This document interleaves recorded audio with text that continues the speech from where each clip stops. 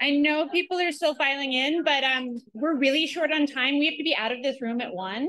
And so we're going to go ahead and get started. I know some of you are lacking forks that will be addressed, but I'm going to start by introducing Professor Bernard Harcourt. Bernard Harcourt is the professor of law and political science at Columbia University.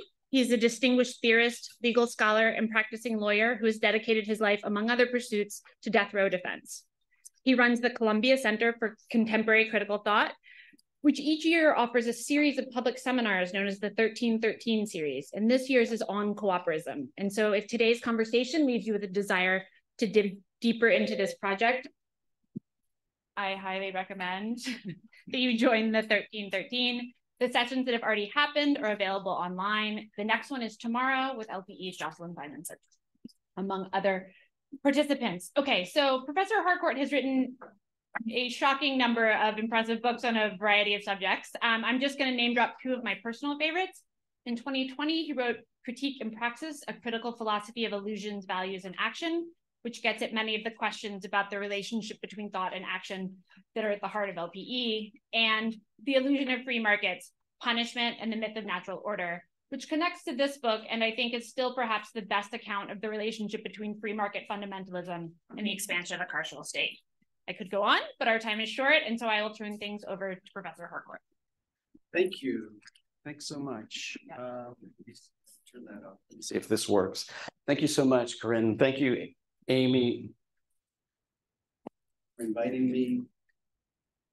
And thank you all for coming out. It's so nice to see so many familiar faces, including extraordinary students who have basically, researched and written this book. Tanvir, Fonda, Julia, so many of you. So thanks for coming out. There are many heroes in this book.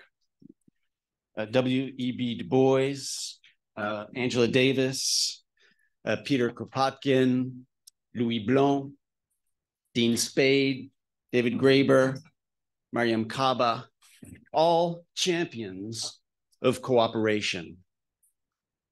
My ambition for the book was really to build on their work, not to reinvent the wheel, not to discard or kind of impugn anything that they had written, with the exception of those, perhaps, a few who've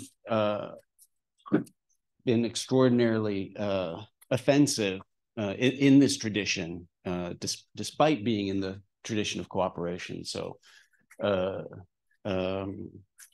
Pierre-Joseph Proudhon or Charles Fourier, who were deep anti-Semites and sexists. So, but putting aside that strand of cooperation, what I'm trying to do is to orient this body of work in a promising direction for the 21st century, for this moment, for this cataclysmic moment of, among other things, global climate change, gross inequality, and racial injustice.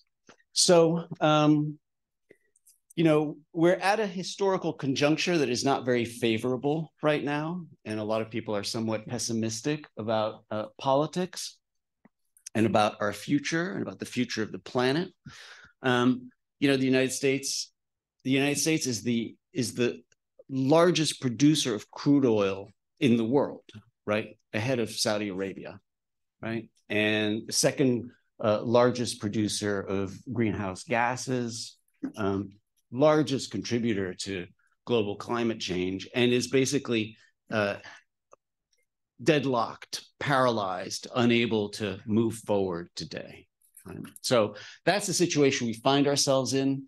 The IRA, the Inflation Reduction Act, was a fluke. It was budget reconciliation when the Democrats had both the House and the Senate. But it's, no amount of magical thinking is going to get 60 senators to pass green legislation. Barring a revolution, which at this point, it seems as if the only revolution that would come would be from the right wing, fascists, who are the only ones who really have been stockpiling weapons. Barring a revolution, we need to rethink how we face these challenges. And that's what I'm trying to do in this book. I'm trying to do this book is propose what we can do immediately, right now, each and every one of us in our daily life. What we don't have to wait for a social transformation. We don't have to wait for a revolution to succeed. In our everyday life, we can engage in forms of cooperation that are all around us, hidden in plain sight, and that thrive even though they are pretty much disfavored fiscally, disfavored politically, tax-wise, and also they're often taxing and demanding themselves. But there are alternatives all around us, like, for instance, the workers at Anchor Brewing Company in San Francisco, right? They're going to cease operations. These are the folks who make Anchor Steam beer. The brewery is ceasing operations. Well, their workers are coming together to form a worker cooperative there and actually get the place to work for them, right? As a worker-owned cooperative. Or the 63 families in Colorado at Westside Mobile Home Park in Durango. They were facing displacement because the park owner was going to sell the whole trailer park to a California corporation that has this way of jacking up the rents and whatnot by 50%. And so they were going to all be displaced. They came together, organized, and ultimately created a housing cooperative there and a land trust for affordable housing. Like the members down at in Jackson, Mississippi, in Cooperation Jackson. I don't know how many of you know about Cooperation Jackson. It's an extraordinary effort there, separatist, self-determining Black cooperatives, and trying to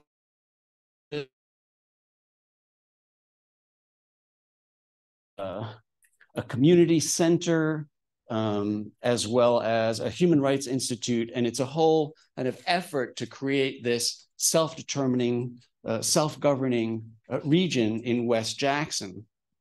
Or, the mutual aid projects that arose during COVID-19, or the Park Slope Food Co-op, right? All the ways in which people have come together to create cooperatives for consumption, or possibly pretty much the whole French banking industry, right? Which, with the exception of the two large private banks, BNP Paribas and Société Générale, is pretty much mutualist now at this point. Most of the large banks in France are, Crédit Agricole, Caisse d'Épargne, Crédit Mutuel, Crédit Coopératif, Banque Populaire. Those are all mutuals. So in every dimension of our life, we can actually choose, refine, combine, leverage forms of cooperation that already exist around us and essentially promote the values of cooperatives. Again, this is not new. These values and principles of cooperatives has existed since at least the 19th century. And they've been kind of reformulated, rethought as the practices of cooperatives and mutuals and credit unions have operated. What are they? There's 7 of them. They're pretty simple. First, openness, inclusiveness, and voluntariness. Okay, so cooperatives have to be open to all without discrimination based on voluntary membership. Second, democratic self-governance, right? So cooperatives have to be run democratically by the members themselves with equal say, equal votes in the decision-making process. So it's not like how many shares do you own? One worker, one vote, basically. One member, one vote. Equality, third. So members have to contribute, but they benefit equitably from the running of these enterprises, whether it's a consumer co-op or a worker co-op. Fourth, self-determination. This is really important. They have to remain autonomous, self-determining, under the control of the members only. Fifth, there's always an educational element, and that's another principle of cooperation, for training, for educating the members. Sixth, there has to be intra and inter-cooperation between the different cooperatives. And seventh, and most importantly, sustainability. Sustainability has always been a key piece of cooperatives. They are intended to strive towards the sustainable development of their environment and communities. And one of the ways, of course, the obvious ways that they do that is that they are operating for the member workers or the member consumers who are right there in that environment. So it's not as if it's a shareholder across the country who's voting or not caring about what's going on with management. It's the workers themselves who are deciding how their own environment, where they live and where they work, is going to be determined. So what I try to do in the book is tease out a modern theory of cooperation, really for the 21st century, along three lines: the political, the economic, and the social. I don't want to take too much time, but let me just talk a little bit about those three and then turn it over to Corinne to start the conversation. So first, along the political dimension, what's fascinating, so again, heroes, so many heroes who have written about cooperation.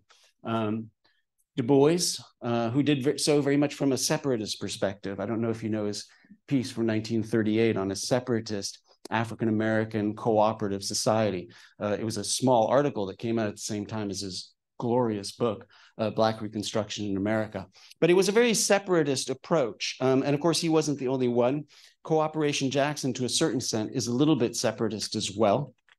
Actually, it's a continuation of the movement for a new Africa in the Mississippi Delta from the 1970s. It's kind of like it's genealogically tied back to that movement. But so there have been those arguments for cooperation. There have been evolutionary arguments for cooperation. That's where Peter Kropotkin comes in with his extraordinary book, Mutual Aid, from basically 1902, which, although it wasn't written in response to Darwin, was an evolutionary argument for cooperation, arguing essentially that, you know, we as and other animals thrive on cooperation rather than competition. And the other great source, of course, was utopian socialists of the 19th century, who really, in truth, were more philanthropists, more industrial philanthropists than real.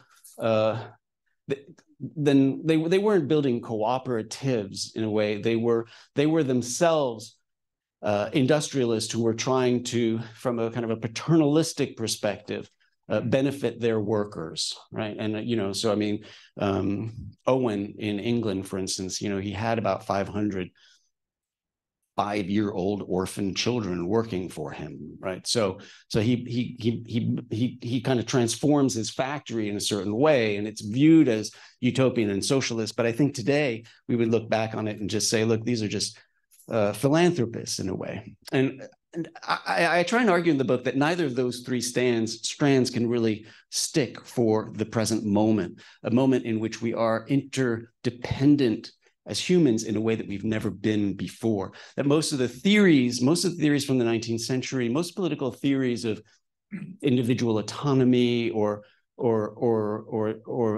man conquering nature or the wealth of nations, all of those theories really can't adapt to the level of interdependence that we live in today because of global climate change. So essentially, what I try to argue for is a different kind of political theoretic approach that is more deliberate, intentional. It's clear that inequality is human-made. Capital is human-made. The code of capital is what makes capital. And just as easily, I argue, we could have a code of cooperation.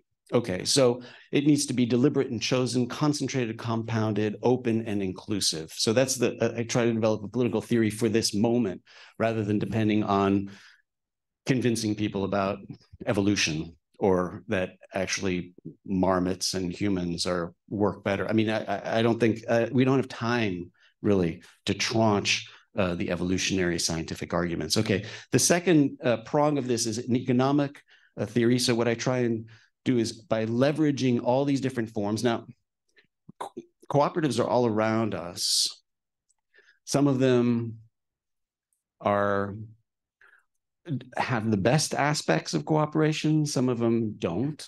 You know, REI is a consumer co-op, but you know, there have been difficulties. They've been kind of resisting unionization. So, but the notion and the ways of doing cooperation are all around us. We know how to do it, and what we need to do is kind of latch onto the most promising forms of cooperation and then leverage them into an economic regime of what I call coöperism, which is a bottom-up regime of economic economic exchange coming from the people who are organizing the cooperatives, rather than a kind of capitalist top-down regime, which, so in the book, I basically argue that capitalism is a misnomer and that what we're really dealing with is a certain form of state dirigisme, which was what we have in this country, basically. I mean, were it not for the treasury, we wouldn't have an economy in this country. I mean, if it weren't for bailouts, we wouldn't have an economy, or the promise of bailouts, we wouldn't have an economy. So it's more of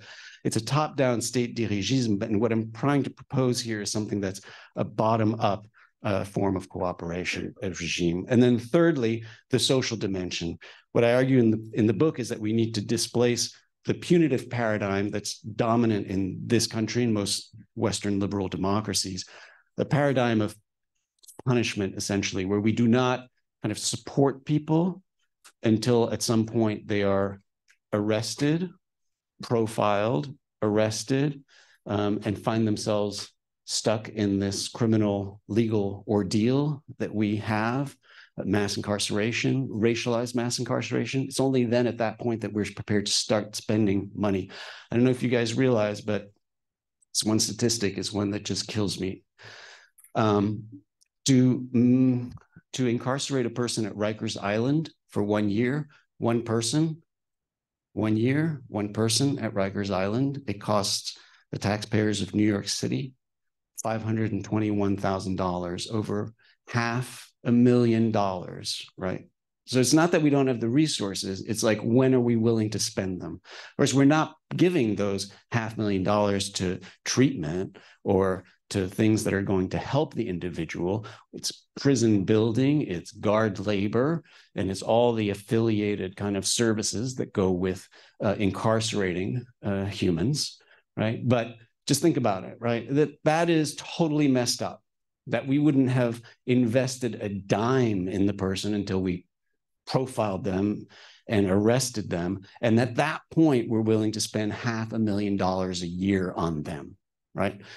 That's got to change. And what I propose is a paradigm of cooperation rather than a paradigm of punishment, paradigm of cooperation that could get us all to work together to form the kind of networks, treatment, services, housing, et cetera, that would displace our punitive paradigm. Okay, so those are the three dimensions. And then very quickly, I would say that, when you bring these three together, you get what one might call, in homage to W.E.B. Du Bois and Angela Davis, in homage to their notion of kind of abolition democracy, something that I'd like to call cooperation democracy.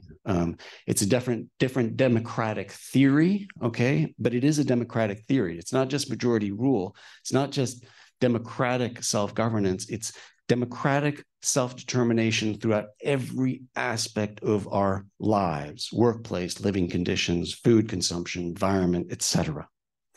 I think I'll close. Over the past centuries, the left has been fighting over forms of cooperation. And there was a fascinating, important debate. And Tommy, you were raising the fact that it's the 100th year anniversary of Lenin's On Cooperation, which was kind of like Lenin coming back to cooperation and cooperatives in response to Marx's critique of cooperatives.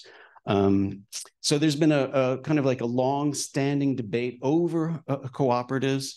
Sometimes they've been attacked as undermining class struggle, or sometimes not being sufficiently utopian. But this is something I think we can talk about today. When we're talking about cooperatives, we're talking about collectivities in charge of modes of production, right? Rather than the nation. It's not nationalized industries, right? It's collectivities in charge of modes of production. But we can have this conversation.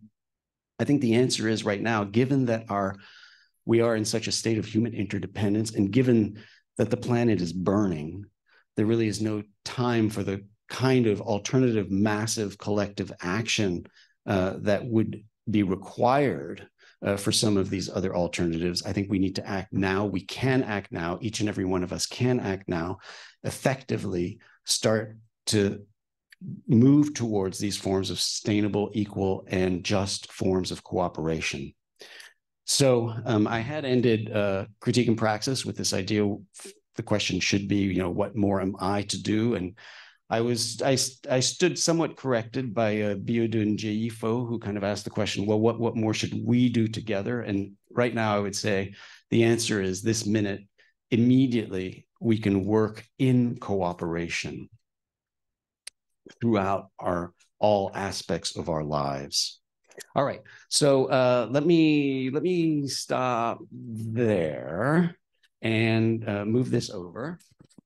And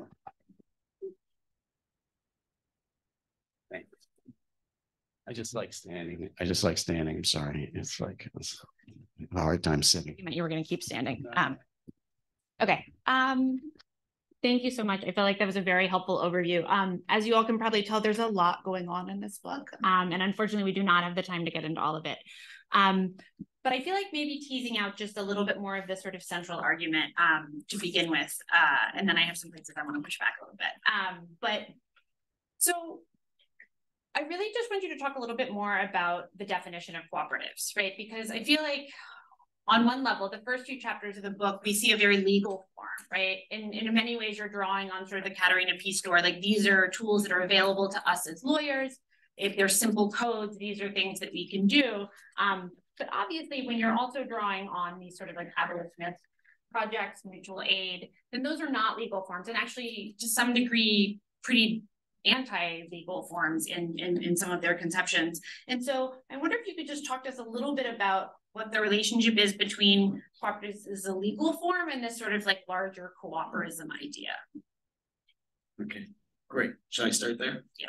Yeah. So I'm using the term cooperation to include not only very specific legal forms like a worker cooperative, which obviously requires an enormous legal infrastructure to put it in place and for it to work. It needs to be incorporated. Worker cooperatives are incorporated. Many states have cooperative incorporation statutes. Many states don't.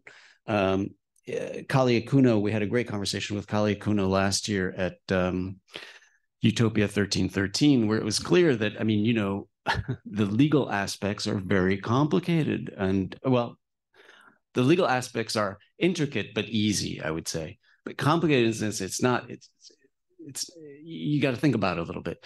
He in Mississippi can't incorporate his cooperatives because the statute in Mississippi for cooperatives, the legal statute for cooperatives, is only for agricultural cooperatives, utilities, and one more kind of subsidiary form of cooperatives, because it was written in the 1930s and it was anti-communist. Basically, it was an anti-communist bill, and so he's got one one agricultural cooperatives that can fit and be incorporated in that mechanism, but the rest are LLCs. So you just got to form an LLC and then you write it in such a way that it operates as a cooperative. Or he could have incorporated in another state that has a cooperatives statute and then gotten a license to practice in Mississippi. But so there are, yes, and on the other hand, but I'm also including in the notion of cooperation forms of mutual aid. Forms of mutual aid. I also think that there are certain nonprofits that fit squarely within the cooperation framework. Now, again, here too, although that's going to be more, 501c3, so more legal. On those, there are some examples where it's very hierarchical, even though it's a nonprofit. So maybe that doesn't fit. It doesn't fit by the principles of kind of like self-governance and equal vote and whatnot. But there are some nonprofits that are somewhat non-hierarchical and that would fit in this context. But there are also forms of association that aren't legal, that aren't kind of like set up legally, although they're creating their own, forms of liability. So, they need to be thinking about the law. But many of the mutual aid projects that arise that are fully, in my sense, cooperative, importantly so, are not legal structures. So it varies, but I would say this though. What I was trying to do with Katerina Pistor's book, which I'm sure you all are familiar with, it's called The Code of Capital. It's a brilliant book, where Katerina tries to show that actually it fits into this idea of kind of like the deliberateness and the intentionality of these forms of cooperation are matched with the deliberateness and the intentionality of forms of capital construction. Her book very simply argues that, capital, which she defines as kind of an asset that has a particular form of protection and a particular form of value, like when a creditor has priority over another creditor, that formation of capital is basically 1L law. It's just basically, it's contracts law. It's basically kind of like, little secured transactions, what we do all the time in law school. It's very simple. It's a very simple code of capital. And what I try to argue in the book is that in the same way, right, cooperation is very simple as well.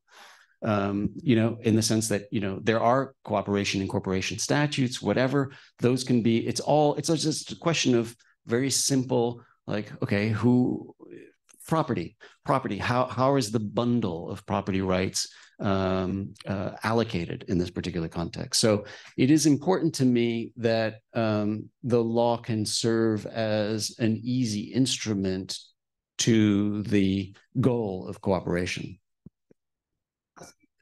Okay, so shifting gears a little bit. So one of the framings for this project is the fact that the world is burning, right? Like that we don't have time to wait for a sort of like super majority. But I think climate actually is an interesting case, right? Because I think that I'd like you to talk a little bit about, sort of like ecological sustainability as being inherently sort of in the cooperation project. And I think if you could say a little bit more about sort of how that is true. Is it just about their sort of like more localized structure and investment in the community, or is there something else about cooperation that functions in that way?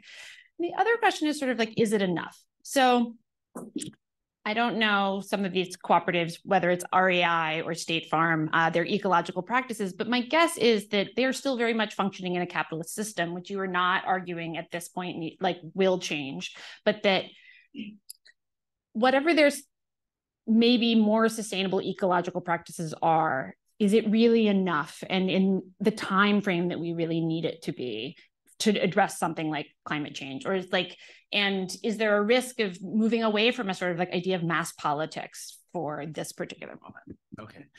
No, it's not enough. So clearly we need massive solutions to address a global crisis. So it's not enough. But it is something that we can do immediately, each and every one of us in our lives, and as that expands, that will have some important effect at trying to stop the rate of global warming. Now, how does that happen at that kind of local level? That was the first question. I'll come back to is it not enough in a second also, but how does it happen at a local level? Well, how it happens at a local level is that all of the decisions about consumption, about sourcing, et cetera, are made at a local level. So that, for instance, many food co-ops or many co-ops will require that all of the food sourcing be from within that area, right? Or the 50-mile limit around the food co-op. So all of those kind of small decisions mean that it's combating, chain supplies that are going across oceans to bring you stuff that can be locally sourced and whatnot. Worker co-ops are located in their specific community. So when they're thinking about kind of like the impact of their own work on their environment, they're thinking about the impact of their work on where they work. So think about the Basque Country. One of the often when we talk about cooperatives, we talk about the Mondragon consortium of cooperatives, which is in the Basque Country in Spain. Why? Because it's a huge consortium formed with over 100 smaller cooperatives, basically. It's been very successful. It's the 7th largest industrial group in Spain. It's an industrial cooperative. It's got 74,000 member workers, right? They're located in the Basque Country. Because all of those cooperatives are located there, and all of the workers are making the decisions about sourcing, about impacts, about pollution, about everything related to kind of how their work affects the environment. They are the ones who are kind of thinking about themselves and how it's affecting their own environment. And so that has immediate consequences. When it's not simply shareholders and anonymous who are or are not voting. So probably not voting, individual shareholders are probably not voting, but large institutional shareholders who are thinking about pure profit and not caring about how it's going to impact the environment, particularly the environment of their workers. Now, so there's sustainability, and you have to realize that these things are all tied, right, also to questions of equality and vote and education about these questions. So the Mondragon cooperatives are regulated in such a way that they're not allowed to have a wage ratio that's greater than 4.5 to 1, okay? That is a really tight, equal wage ratio in today's day and age. The United States is above 670 to 1 on average for most employment places. A lot of large corporations, McDonald's, et cetera, have wage ratios that are over like 3,000 to 1, right? So bringing that down to basically 4 to 1, which is something that a worker owner can do, right, is going to have kind of all of these other ripple effects that are going to, not only through the values of education and training, et cetera, and equality, are going to help us address these questions of like local sustainability. But I agree with you that it's not enough. And but here's the question, right? What's the alternative you've got to sell right now? What is it? Is it an EPA regulation? That is going to be struck down.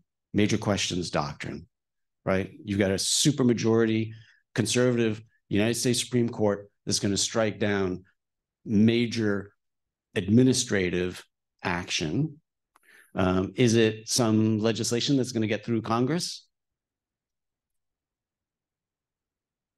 I mean, we're about to have a government shutdown, right? There's not going to be a functioning Congress. But are you telling me that we can get green legislation through the Senate through a filibuster? I mean, so I don't know. You know, I'm here. I'm listening. Tell me, give me ideas. All right, I'm with you. I mean, I think we're all on the same plan here. We have the same objective, right? So, you know, unless I hear a good idea, raise your hand if you got a better idea. Okay. I'm gonna assume no one's going to solve climate change. So one more question and then we'll open things up.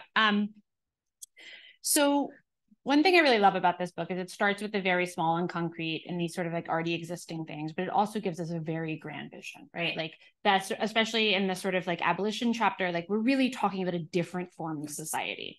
But the way that you oftentimes describe how we get from one to the other is through this idea of the snowball effect. And I just wonder if you could talk a little bit more about how that functions, because I feel like you reject the sort of like logic of capital, kind of like how Marxism imagines things to sort of like move forward and through like an internal logic. So how do we understand that to happen? Is it through like a political consciousness raising? And are we already starting to see it? And if not, why not? Okay. Yeah, thanks. Great. Yeah.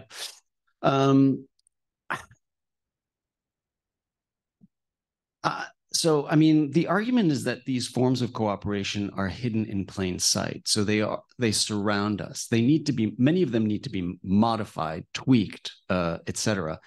but most of them surround us. Forms of there's much more cooperation that surround us than we think about and realize.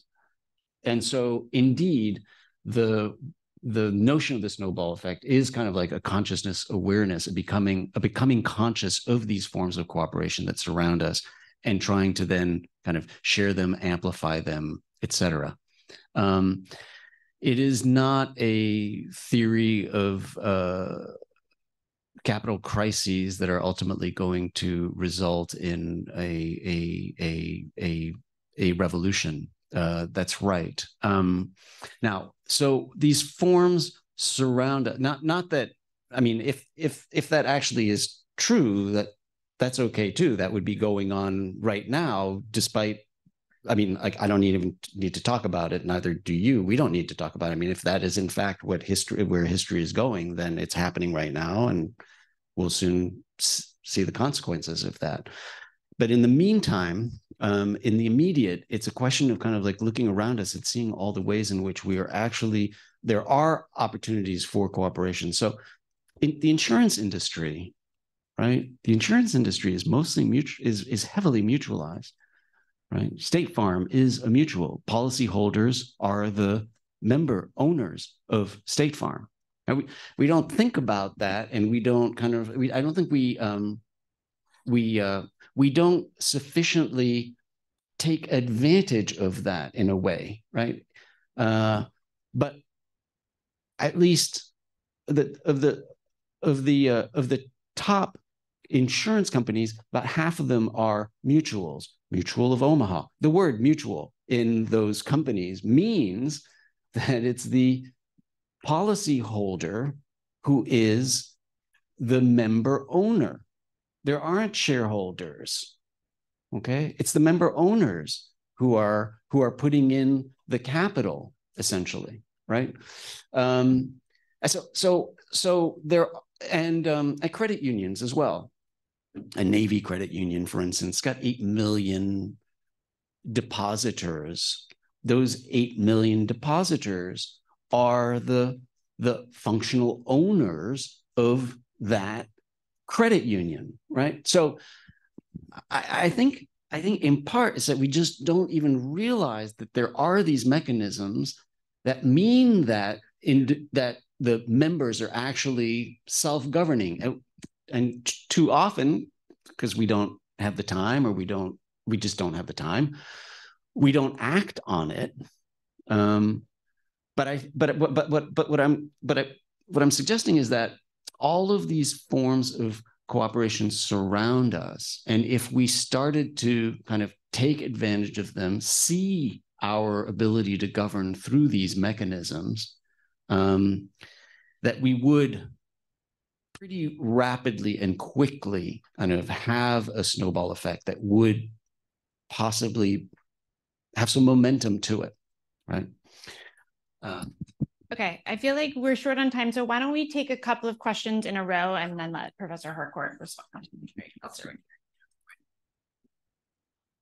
I'll be quick. My first question is, where is the snowball going? How does this encounter kind of a theory of state or the future? The question I had was on the cooperation of punishment, or at least removing from the paradigm of punishment.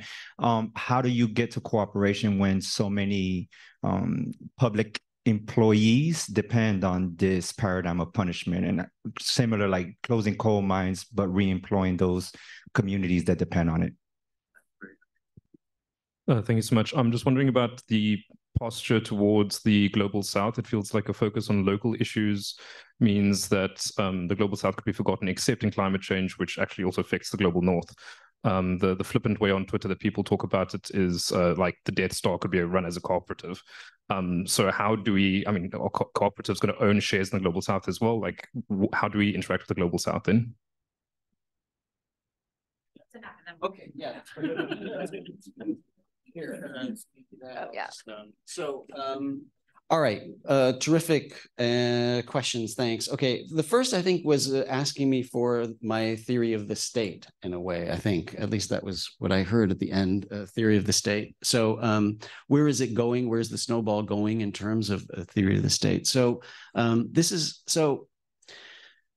notions of cooperatives and notions of coöperism are bottom up by contrast to more state top-down forms of what might be called capitalism, but what I would call more like elite state dirigism, or forms of nationalized socialism, right, in which the state is playing the greatest role in terms of nationalizing modes of production and ensuring the management of those resources. Much more of a bottom up. Now, so in a way, it does have a bit of an anarchist flavor to it, but actually, it's unlikely that those cooperative forms can operate without ultimately, someone to resolve conflict, someone to resolve disputes, legal disputes, etc. So it's hard to imagine a purely anarchist form of coöperism.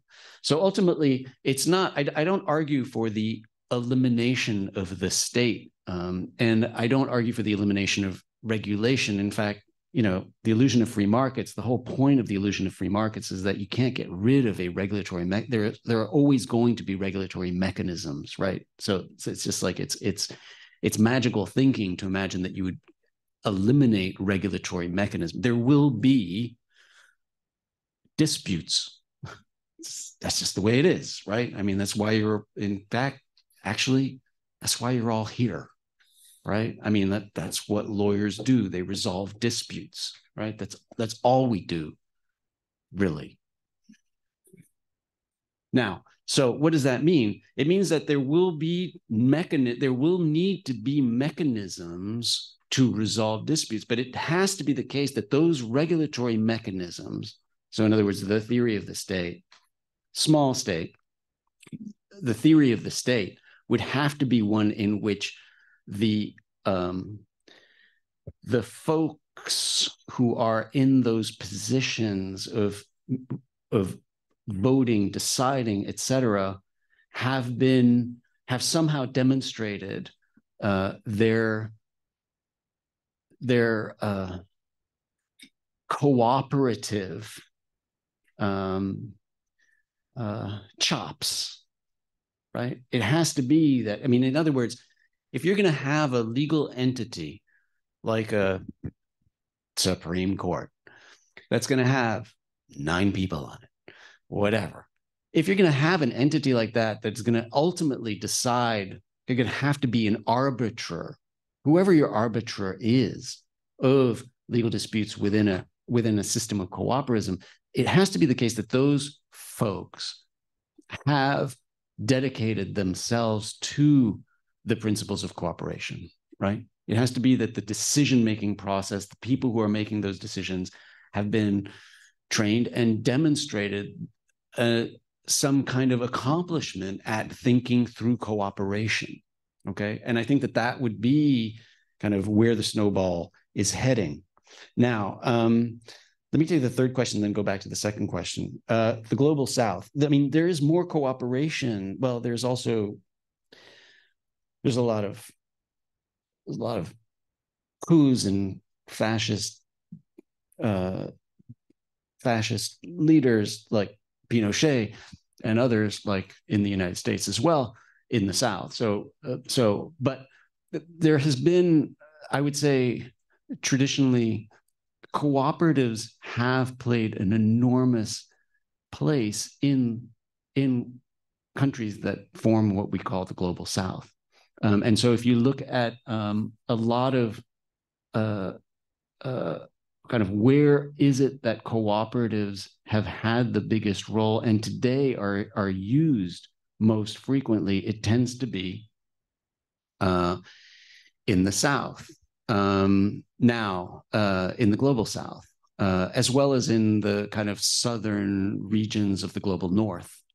Spain, Italy are places where there are far more worker cooperatives than in the United States. Although they're growing here as well in New York, Bronx, home care co-op associates. It's about 2,000 home care workers who are worker owners, and it's growing, and but it's not as strong as it is in some of the global south and some of the south countries of the global north. So I think that in a way it's in a way I think I think that it would be I don't envision here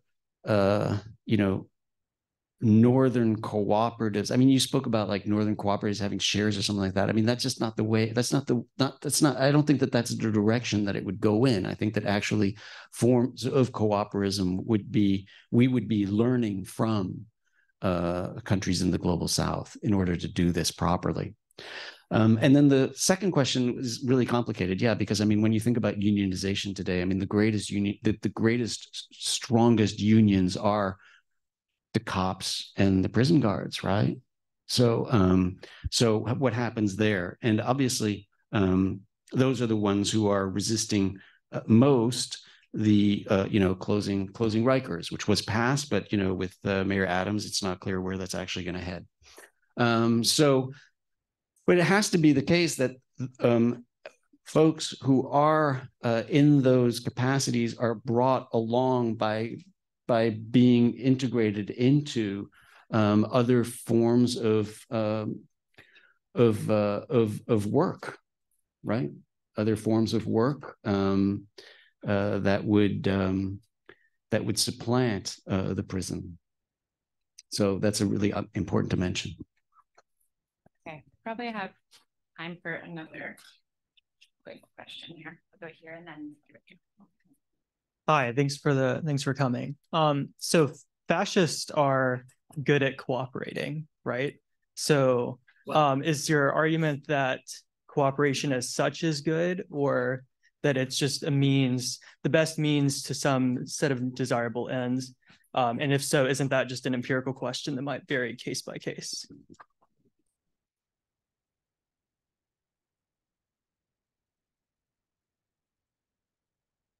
Thank you. Kindred to that question, I'm going to quote you. You said that models of cooperation are all around us. We know how to do it, unquote. And then to paraphrase your 7 points, we know how to inclusively and equally self-determine is the claim. And then everything you say about politics, economics, and society is downstream of that. So here we arrive at one of the oldest questions in the history of thought, and I want to invite you to expand on your idea, to collapse the concept even further of self-determined equality. How do you get to equality when people's interests compete with one another? It's very fundamental, like be Kant, be Hegel, be James Baldwin on this. How do you do that? And then secondly, why umlaut, where umlaut in cooperation?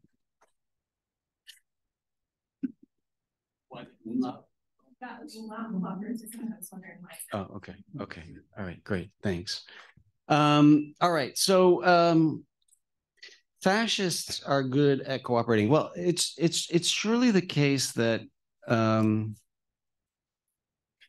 fascists can work together. Yes. Yeah.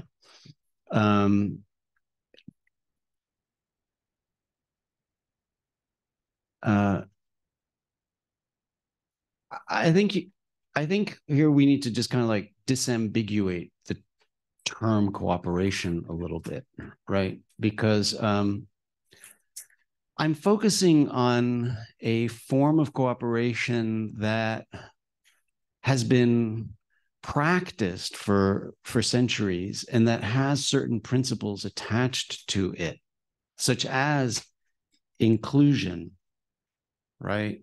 And voluntariness and openness. I mean, that is the first principle. So, you know, there's this International Cooperatives Association, which was formed in 1869 around the world. They came, cooperatives from around the world, associations of cooperation from around the world came together. This was a long time ago, and tried to figure out what are the, you know, what are the principles. The first one is inclusiveness. They have to be open to all without discrimination based on voluntary membership. And the other ones are, you know, voluntariness. People have to be contribute, benefit equally. I mean, there's self-determination. I mean, I don't think that, I think we can easily say that fascists cooperate, but I don't view them necessarily as open and inclusive and egalitarian and non-hierarchical. I mean, I think that, I mean, you know, I think that the hierarchies that are inherent in kind of certain forms of what we would think of as fascist or totalitarian regimes are precisely the kinds of things that are contradicted by these principles in a way. Okay, so and then the invitation to defend. I felt it was, I mean, well, to reach to Baldwin, or to, who was it? There was Baldwin, there was Kant, and who else was there? And excuse me, and Hegel. Okay, and we got more. Yes, we do have more. Yeah. So I mean, I would say ultimately that this is obviously it's a little bit tough to do Hegel in 1 minute, but let me say this: the whole part 2 of Critique and Praxis is called a radical theory of values, in which I try to develop philosophically the idea that ultimately the values are chosen from certain traditions and certain practice traditions, and the values that I choose of equality are values from certain practices and traditions on the left, and they have to be chosen ultimately. And so I would say that they're not going to come from law. They're not going to come from the critique of law either.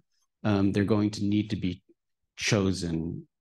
And so maybe I'll just reserve for a longer conversation about values and how traditions demonstrate them, how they grow through traditions, through practice, and how we can then be a part of those traditions. Yes. I'm afraid we're going to have to wrap it up. I apologize. I'm Amy Kapczynski. That the CDO snuck in after we reserved this room, and they have more power than we do. So they're coming in here, unfortunately. But we do have a seminar room. Bernard, are you okay to go over to the seminar room? It's small. It's room 111. So those of you, some of us are going to go and sort of continue some of the conversation.